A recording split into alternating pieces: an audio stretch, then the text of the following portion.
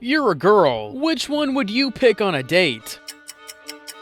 Probably him, even though you consciously know the model looks better. But according to famous psychoanalyst Sigmund Freud, consciousness is only 10% of our mind. So you have to fix these subconscious and unconscious habits that instantly kill attraction. Number 1, subconscious. Typing, biking, and even saying thank you. You learned them as a kid, now they're automatic. On the same principle, you also picked up social behaviors that used to get you love and attention, but now make people hate you. However, in 1968, Stephen Cartman categorized all of these behaviors in something called the drama triangle. Social roles that we adopt one by one and are socially dislikable. The most common among men is the rescuer. Here you make these crucial mistakes. Standing too close, being too touchy, keeping a warm, gentle voice all the time, constantly raising our eyebrows, speaking for her. The good news? These subconscious habits will disappear once you become aware of them in your daily life. But while we assume that helping someone will get us more social approval, it's actually quite the opposite. Enter the Ben Franklin effect. Even before modern science could prove it, Benjamin Franklin discovered that asking someone for a small favor oddly made him more likable in that person's eyes. So after helping her once, you should ask for a favor yourself in order to make her more emotionally invested in your relationship. Secondly, we have the victim. Pretty self-explanatory. Here are the most common mistakes of this role. Avoiding eye contact, slouching the shoulders, keeping the feet inwards, self-hugging, and hiding your face. Now the solution for the victim role lies in a book. Extreme Ownership: How US Navy SEALs Lead and Win. Here's the deal. Navy SEALs take responsibility for everything that affects their lives, both directly and indirectly. For example, if your girlfriend breaks up with you, it's not her fault. It's your fault that you weren't good enough. The final role is the persecutor. These are the biggest mistakes. Narrowing your eyes, pointing with your finger, putting your hands on your hips, clenching your jaw, rolling your eyes.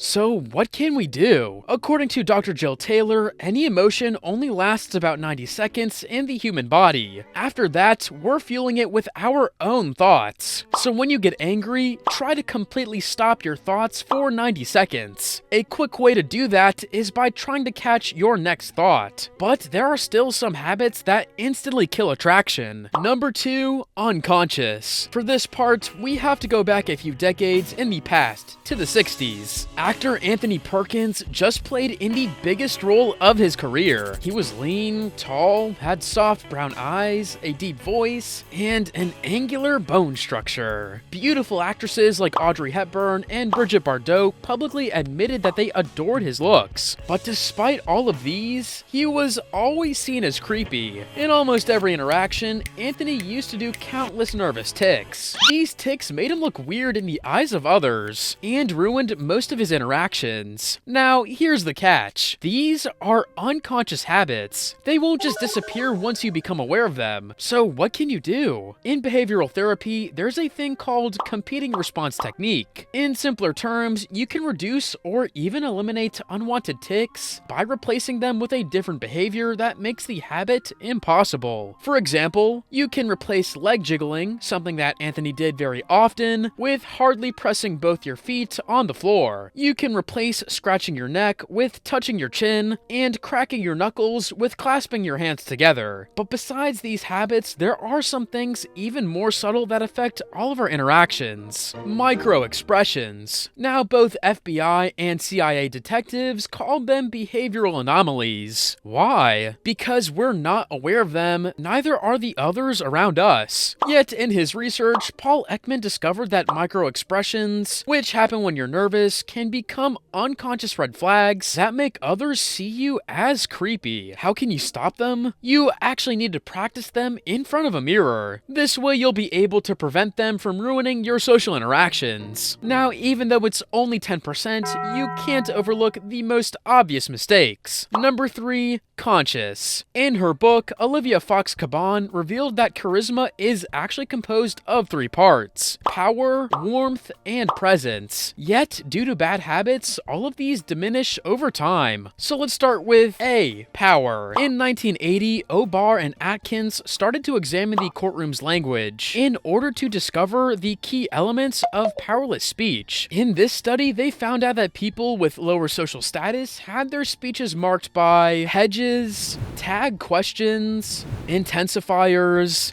and over-politeness. So keep these in mind next time you are talking to someone. B. Warmth. Being funny is the easiest way to warm up to people. When you're asked a question, before giving the serious answer, give a really absurd funny one. Here's an example. You know what a wombat is, right? A wombat? A wombat, yeah. Is that a lady bat?